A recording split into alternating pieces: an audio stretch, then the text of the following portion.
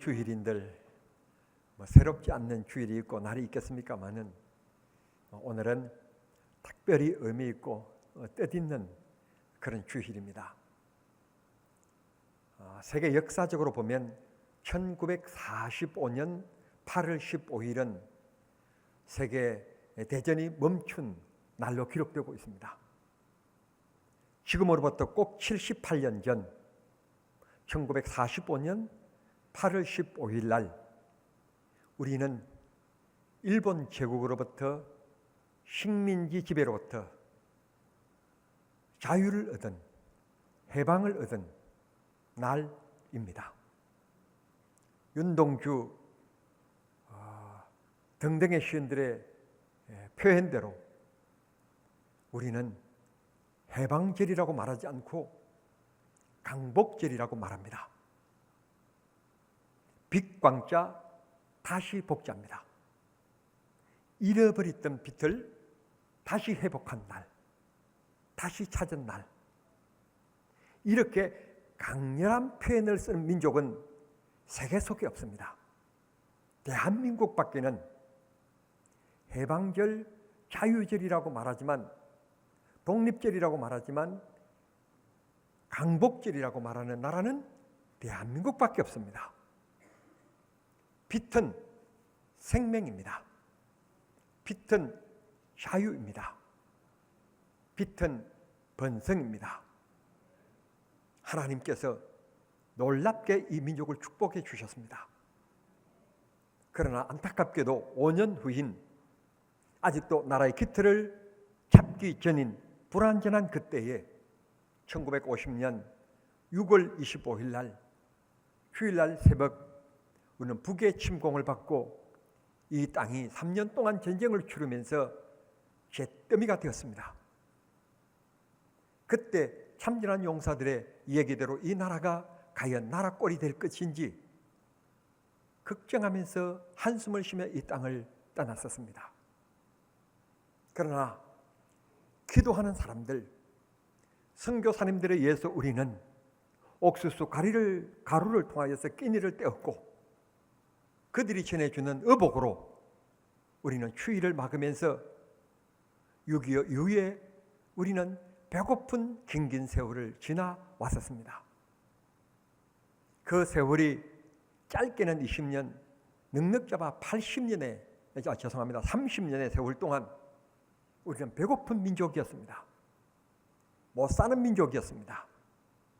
그러나 선교사님들에 의하여서 우리는 먹을 것을 제공받았고 입을 것을 제공받았으며 정신의 깨우침을 받고 학교를 세웠습니다. 병원을 세웠고 결국 우리는 새마을 운동을 통하여서 세계가 놀라는 한강의 기적을 이루면서 지구상의 200여 개의 나라 가운데 경제 규모로 10위권에 진입하는 전무후무한 전쟁 이후에 유일한 국가가 되었습니다. 그런데 지금 우리는 불안한 가운데 있습니다. 북한은 날이 하루가 지나기야 무섭게 미사일을 쏘아대고 있습니다. 북한에는 정규군이 150만이 있습니다. 우리는 정규군이 60만에서 50만 초반으로 줄어들었습니다. 그것도 사병들의 군 복무 기간이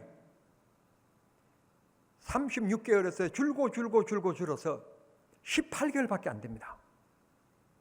그러면 국가를 경영하는 분들이 역사의 미래를 바라봐야 됩니다.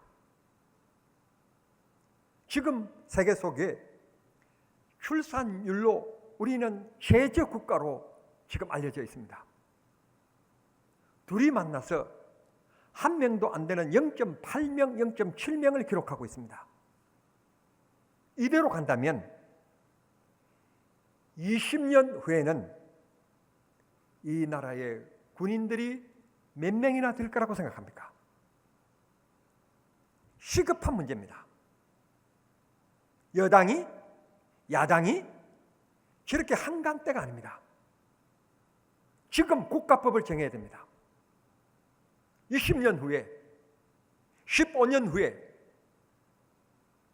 남녀 모두 국가를 위해서 징집 대상으로, 여자는 군 복무 18개월, 남자는 30개월로, 조금 깎을까? 25개월로 이런 극단적인 처방을 내놓지 않으면 20년 후에는 어쩌면 대한민국은 존재하지 못할지도 모릅니다. 심각한 문제입니다. 이런 문제를 나라의 지도자들이 빨리 깨달아야 되고 법을 만들어야 됩니다. 오늘은 하나님께서 기쁨을 주신 강복 78주년입니다. 우리 민족에게 하나님이 주시는 메시지는, 제가 기도하면서 얻은 것은 생육하고 번성하라고 하는 복의 말씀입니다. 생육하고 번성하라고 하는 말씀이 제일 처음 성경에 등장하는 것은 창세기 1장 22절에 보면 하나님께서 이 세상을 조성하신 이후에 생육하고 번성하라는 말씀을 하십니다. 그리고 20절에서 말씀하시고 21절에서는 짐승들을 만드신 후에, 창조하신 후에 그 짐승들에게 하시는 말씀이 생육하고 번성하라고 동물들에게 축복을 하십니다. 그 다음 22절에서는 바다와 강 속에 생선들을 만드신 이후에, 물고기들을 만든 이후에 하나님께서 축복하시기를 생육하고 번성하라고 축복하십니다. 그리고 드디어 창세기 1장 28절에서 우리 인간들을 창조하신 이후에도 우리 인간들에게 하시는 말씀이 생육하고 번성하라고 하는 명령의 축복을 주셨습니다. 이걸 신학적으로는 노동명령이라고 말하고 문화명령이라고 말을 합니다. 많은 종교들이 인생에 대한 깨달음은 얘기해 주었지만 노력하라, 일하여라, 번성시켜라 하는 얘기는 해주지 못했습니다. 번성과 축복의 주인은 하나님입니다. 하나님이 축복해 주셔야 되는 것이지 인간이 새마을 노래를 부른다고 해서 번성하는 게 아닙니다. 우리 주변을 눈돌려 보십시오.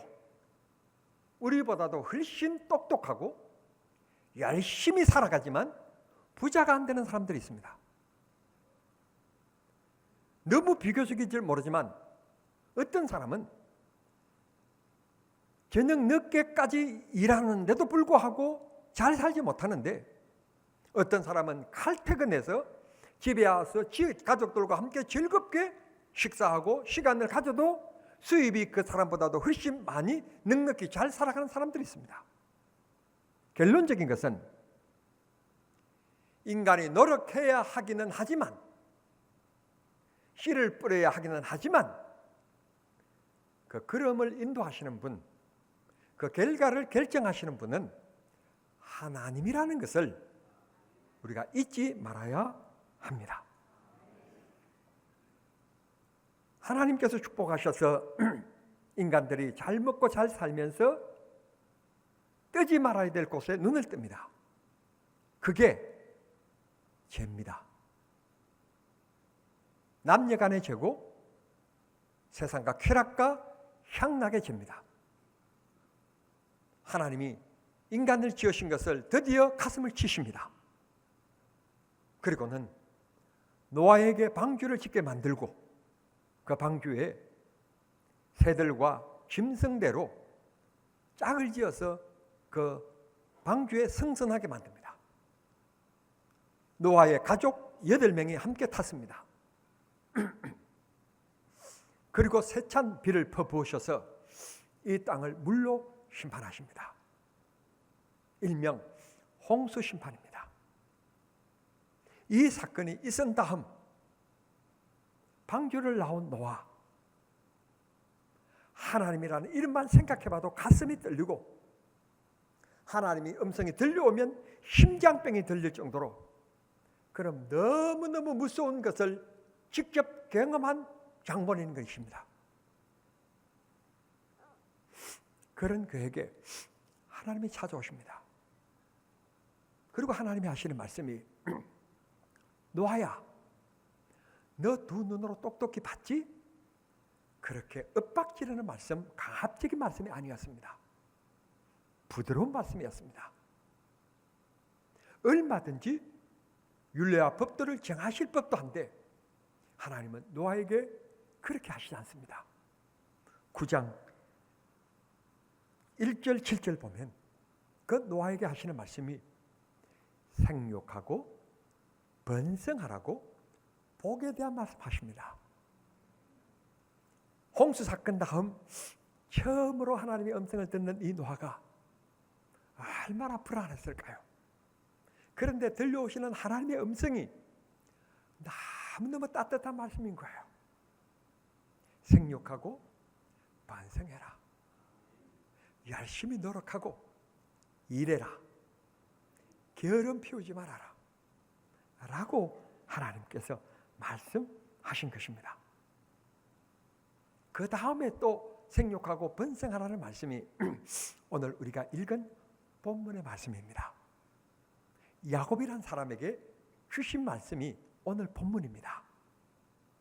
야곱, 그는 이름만 내삼촌이지, 이름만 장인이지 남보다도 못한 자기 품삯을 10번이나 거짓말하고 가로챈 사람입니다.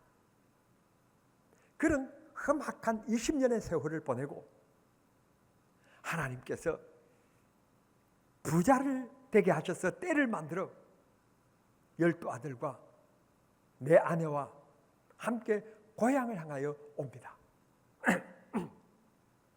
고향을 향하여 올 때 두려움은 20년 전 아버지를 속이고 형을 속이고 떠나온 게 마음에 무거운 짐으로 남았습니다. 고향으로 돌아가고 싶은 마음은 누구에게나 있는 거고 특별히 성공했다면 성공했다고 말할 이 야곱에게는 더욱 고향이 그리웠을 것입니다. 어렸을 때 떠나온 이 고향, 어머니가 얼마나 보고 싶었는지 아마 그는 날마다 어머니 생각에 가득 차 있었을 것입니다. 그래서 돌아오는 그 에서를 만났는데 에서가 소문을 들으니 수백 명의 군사들을 이끌고 있답니다. 이건 분명 칼 끝은 자기를 향하고 있음을 감지합니다. 밤새도록 야곱은 기도합니다. 하나님 밖에는 이 문제를 해결해 주실 분이 없다고 믿었기 때문에 그렇습니다. 이게 야곱의 믿음이었습니다. 야곱의 믿음대로 하나님이 해결하십니다. 드디어 100m, 형과 야곱의 사이 드디어 50m, 별 감기 없나요? 그렇게 점점 가까워집니다. 드디어 얼굴이 마주칩니다. 에서가 야곱을 보는 순간 측은한 마음이 생깁니다. 20년 동안 비록 나를 속이고 갔지만 이 고향 집을 떠나서 얼마나 고생했을까, 그런 측은히 여기는 마음이 생깁니다. 그래서 에서가 동생 야곱을 버럭 끌어안습니다. 야곱은 생각지도 못한 형님의 포근한 품속에 안기면서 얼마나 감격하는지 창세기 33장 10절 말씀에 보면 형님 얼굴이 뵙는 게 하나님의 얼굴을 보는 것과 같습니다. 최고의 기쁨의 표현입니다. 그렇게 시작된 야곱의 생활이 평안해집니다. 일생 동안 오늘날과 같은 이런 행복감, 이런 기쁨, 야곱은 처음으로 누려보는 평안을 누리고 있습니다. 그러던 평안한 어느 날 사랑하는 딸 디나가 저녁 나절에 동네 구경 나갔다가 그 동네 추장의 사람에게 강간을 당하는 불행한 사건, 일어나면 안 되는 사건이 일어납니다. 이 일로 야곱의 아들들이 분노합니다. 그래서 조건을 내겁니다. 우리는 하나님을 섬기는 사람으로서 남자들은 다 할례를 받는다. 너와 우리가 결혼하기 위해서는, 한 가족이 되기 위해서는 남자들 모두 할례를 받아야 된다. 받아들이겠느냐? 추장이 좋다. 우리 다 할례를 받겠다. 그래서 남자들이 다 할례를 받고 집에서 누워 있는 순간 야곱의 아들들이 칼을 들고 집집마다 들어가서 사람들의 배를 찌르고 목을 뱁니다. 피의 바다가 됩니다. 야곱이 평생 처음 누려보는 평화, 처음 누려보는 행복한 그 시간에, 편안하다 생각하는 그 시간, 별 염려 없다고 생각하는 그 시간, 별 아쉬움이 없다고 생각하는 그 시간, 불현듯 찾아오는 큰 어려움을 당하게 된 것입니다. 우리의 삶도 그만 뒤돌아보면 우리가 병들었을 때보다도 건강할 때 하나님 앞에 더 죄를 짓습니다. 우리가 가난했을 때보다도 부자였을 때 더 죄를 많이 짓습니다. 고난이 때로는 우리에게 축복이 되는 경우들이 있습니다.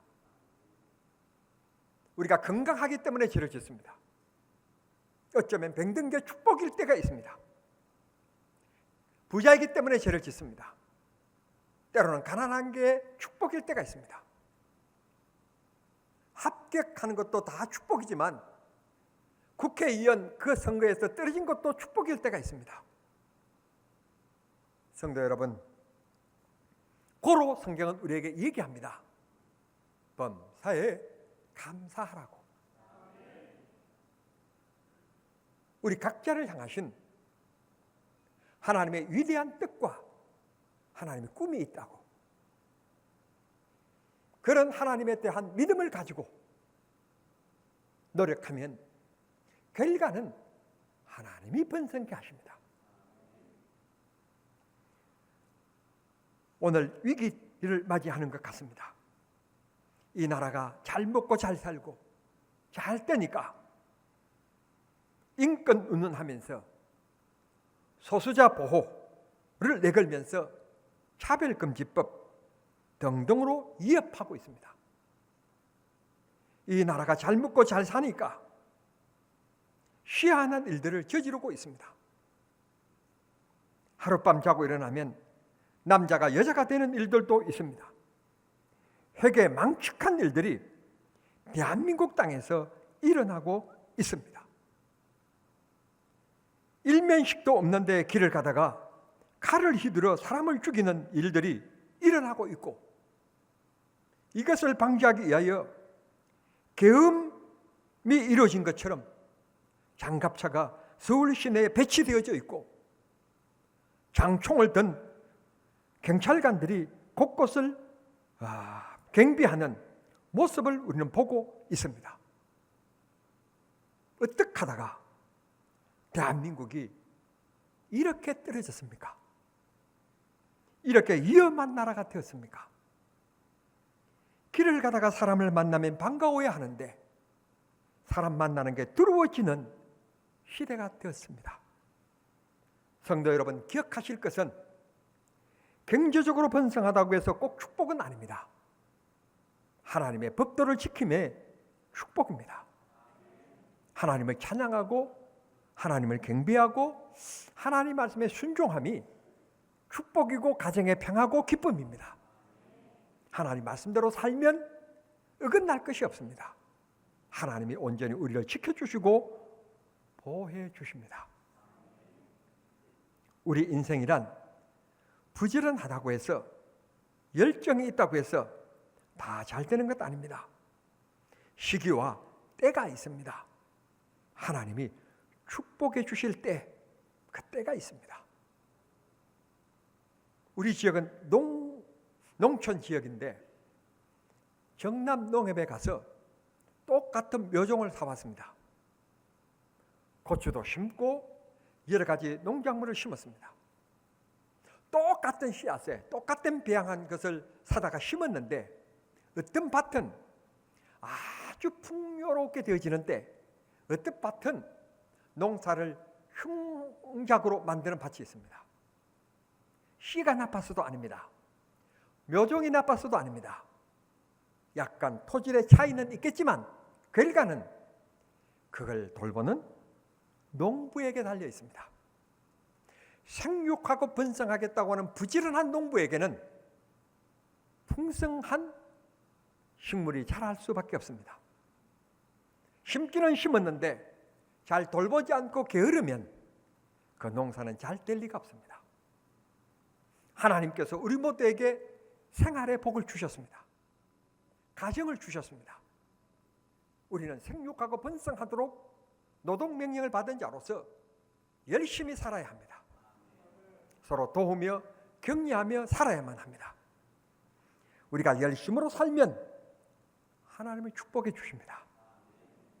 여러분, 그러나 기억하실 것은 열심과 열정이 있다고 해서 모두 다 잘 되는 것은 아님을 기억하십시오. 하나님이 도와주셔야 합니다. 우리 교회 안에 여당도 있고 야당도 있고 그래서 정치 설교 제가 별 안 좋아합니다만 제가 정치 설교 안 해요. 예를 드는 거예요.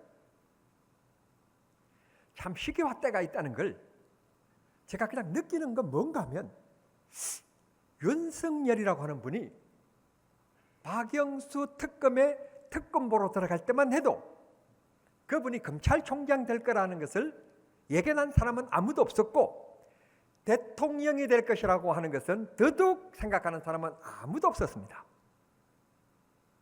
그랬던 그가 서울지방법원 검사장으로 임명됩니다. 그때만 해도 그분이 대통령이 될 것이라고 생각하는 사람은 없었습니다. 잘해야 검찰총장 정도 생각했을 겁니다.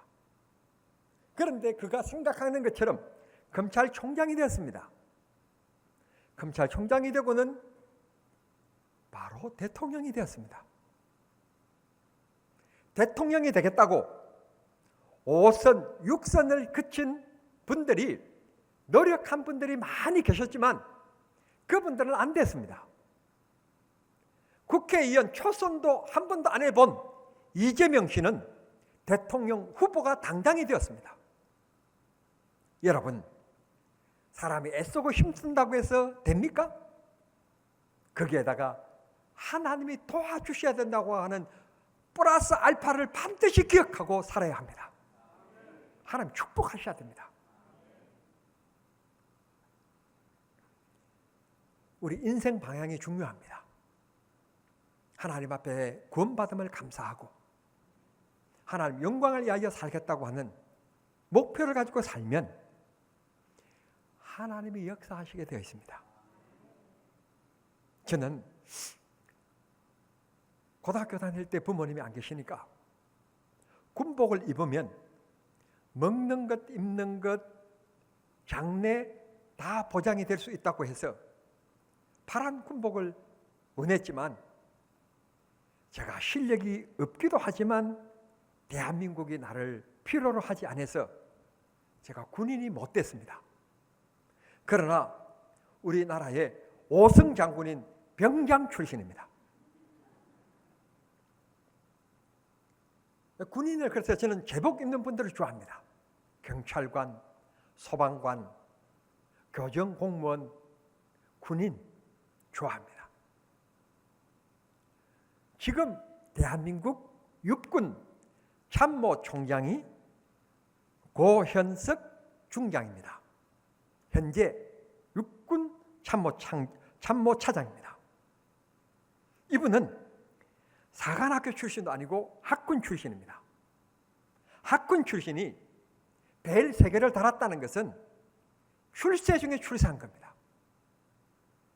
그런데 이분의 간증을 보면 이렇습니다. 중령 진급도 힘들게 되었고 대령 진급도 3차에 됐답니다. 아, 나는 사관 출신이 아니라 이제는 여기서 끝인가 보다. 그렇게 마음먹고 있는 3차에 대령으로 진급이 된 겁니다. 또 기적 같은 일이 일어납니다. 동기들이 장군 진급이 되었는데 1차에도 안 됐고 2차에도 안 됐습니다. 거기에다가 사관학교 출신이 아니기 때문에 3차에 되리라고는 생각 못하고 벨 다는 것 그것은 남의 일이고 대령으로 끝나나 보다 생각했는데 3차 때 장군으로 진급이 됩니다. 남의 일이라고 안 놀랄 겁니까? 하늘의 별 따기가 얼마나 별 따기가 힘든지 하늘의 별 따기라고 그러는 겁니다. 그러나 여러분들이 안 놀라는 이유를 제가 알겠습니다. 또 다음 얘기가 남아 있다는 걸 알기 때문에 우리 정남중앙교회 교인들은 눈치가 너무 빨라서 이분이 별 하나에서 별 2개를 달 때 2021년 5월 말에 기적 같은 일이 일어나는데 1차에도 안 돼, 2차에도 안 돼, 3차에도 안 돼, 마지막 4차 때 발표에 별 2개를 달았습니다. 기적 아닙니까? 그런데 아직도 놀랄 일은 멀었습니다. 4차에서 별 2개를 달고 그분은 25사단장으로 갑니다. 25사단장으로 2021년 작년 재작년입니다. 별 2개를 달고 갔는데 사단장 임기가 아직도 많이 남아 있는데 1년밖에 안 지났을 때 별 3개 진급 발표가 났는데 그 명단 이름에 본인 고현석이라는 이름이 있었습니다. 무슨 일이 이런 일이 있습니까? 별 2개를 달고 또 놀랍게 별 2개를 달고 6개월 만입니다. 별 2개를 달고 6개월 만에 작년입니다. 작년 6월 달에 별 3개를 달고 진급이 되고 작년 1년 전에 우리 군성교부가 갔다 왔던 7군 단장으로 갑니다. 7군 단장에 임명된 지 이게 또 무슨 일입니까? 임기가 아주 한참 남았는데 작년 6월 달에 7군 단장으로 갔고 6개월이 좀 넘었을 때 올 4월 달에 육군 참모 차장으로 승진되었습니다. 대한민국 육군 참모 차장은 사성장군 진급 1순위에 있는 분입니다. 제가 이 개인의 얘기를 장구하게 얘기한 이유는 고 현석 장군의 좌우명을 얘기하고자 말씀드린 겁니다. 이분의 좌우명이 인생은 속도가 아니라 방향이다. 여러분의 인생의 방향이 어떻습니까? 우리의 믿음의 방향, 하나님께 영광, 하나님께 감사, 그렇게 살고 주어진 곳에서 생육하고 번성하도록 노력하면 하나님이 축복해 주십니다. 야곱을 고난의 사람이라고 기억하는 사람은 별로 없습니다. 야곱을 축복의 사람으로 기억하는 사람들은 많습니다. 이유는 그의 결과, 그의 노후가 복을 받았기 때문에 그렇습니다. 야곱에게는 정말 어려운 시련의 기간이 너무 많았지만 그 분노할 시간들이 너무 많았지만 그런 가운데서 늘 야곱은 전능하신 하나님을 바라봅니다. 순간순간 위기마다 하나님을 의지합니다. 그랬더니 하나님께서 그에게 복을 주십니다. 아들 12를 주시는데 이 12를 통해서 오늘 성경 본문 말씀 그대로 나라를 이룰 것이다. 말씀하신 대로 이스라엘이라고 하는 나라를 이루는 근간이 되고 시족이 됩니다. 그리고 하나님께서 야곱에게는 야곱이 뭐냐? 이름을 지으려면 적어도 봄, 추내, 북돋을 배,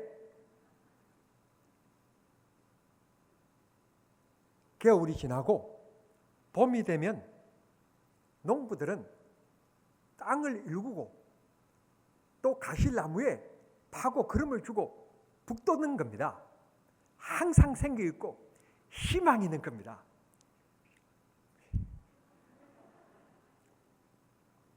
제 이름을 한번 보실래요? 얼마나 기가 막히는가?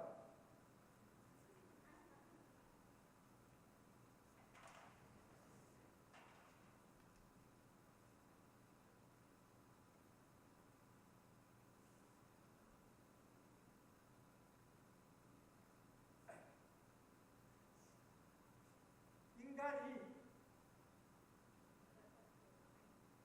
삼위일체 하나님을 매일 숭배하라. 흙토자 땅 위에서 이 붙자 하나님의 말씀을 세워라. 나는요, 우리 아버지가 이름 지을 때에 너는 목사로 살아라. 저만큼 좋은 이름 난 본 적이 없어요. 얼마나 멋있어요. 그런데 이게 어떻게 된 건지 야곱의 아버지는 아들 이름을 야곱, 사기꾼이라 그런 뜻으로 이름을 지었어요. 이렇게 이름 짓는 부모가 어디 계세요? 하나님께 이름을 바꿔주십니다. 본문 읽으셨잖아요. 하나님께서 지금부터는 가그산 두자, 지금부터는 너의 이름을 이스라엘이라 하리라. 엘, 하나님입니다. 게르어 이겼다는 뜻입니다. 하나님과 게르어 이겼다. 하나님과 게르어 이겼다는 사람은 야곱밖에 없습니다. 고로 야곱이 하나님 앞에 무슨 일이든지 고하면 하나님 응답하셨다는 뜻입니다. 너의 허리에서 만국을 다스릴 왕들이 놓을 것이다. 너의 자손들이 반성하게 될 것을 말씀하십니다. 그래서 이름이 바뀐 이후에 개인의 이름이 국가의 이름이 되었고 그의 아들 12명이 번성하고 생생육하고 번성하여 나라를 이루게 되었습니다. 사랑하는 성도 여러분, 아버지인 내가, 어머니인 내가 하나님 앞에 삶의 목적을 바르게 두고 살아가면 하나님이 우리 자손들을, 우리 자녀들을 축복하시겠다는 약속입니다. 그래서 저는 이 말씀으로 오늘 설교의 결론을 맺고 싶습니다. 시편 92편 12절에서 14절까지 말씀입니다. 의인은, 성도는, 믿는 사람은 종려나무같이 번성하며 레바논의 백향목같이 발육하리로다. 여호와의 집에 심겼으며 우리 하나님의 궁전에서 흥황하리로다. 70 이상 되신 어르신들 꼭 아멘 크게 해주세요. 뭐라고 말씀하셨나요? 이렇게 말씀하셨어요. 늙어서도 결실하며 진행이 풍족하고 빛이 청정하여 여호와의 정직하심을 나타내시리로다. 내가 믿음과 신앙의 방향을 바로 가지고 살아가면 선교사님들을 통하여 강복절 이후에 이 대한민국을 축복하셨던 하나님이 우리 아들, 딸들도 생육하고 번성하도록 축복하시겠다는 이 말씀 오늘 마음속에 꼭 두시면서 우리 이 마음이 식어지기 전에 하나님 앞에 1분 동안 하나님 앞에 우리 자녀들을 위하여 기도합시다. 하나님 아버지, 우리 아들, 딸들이 생육하고 번성하는 복을 누리게 해 주시옵소서. 합심하여 한번 기도하겠습니다. 기도하십시다.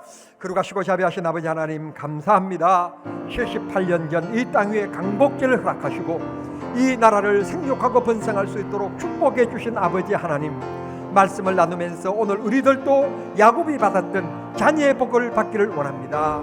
하나님, 내가 하나님의 영광을 위하여, 주님의 기쁨을 위하여 인생의 방향을 정하면, 그렇게 노력하고 살면 하나님께서 우리 자녀를, 우리 아들, 딸들을 반드시 생육하고 번성하도록 축복해 주실 줄을 믿습니다. 역사해 주실 줄을 믿습니다. 그런 귀한 복받는 우리 가문이 되게 하여 주시옵소서. 주시옵소서. 기도하는 온 성도들의 간구함을 들으시옵소서. 자녀들을 위하여 기도하는 그 한 가지 한 가지마다 하나님께서 응답하시고 열매 맺게 하시고 이루어 주시옵소서. 우리를 사랑하시는 예수님의 이름으로 기도하옵나이다.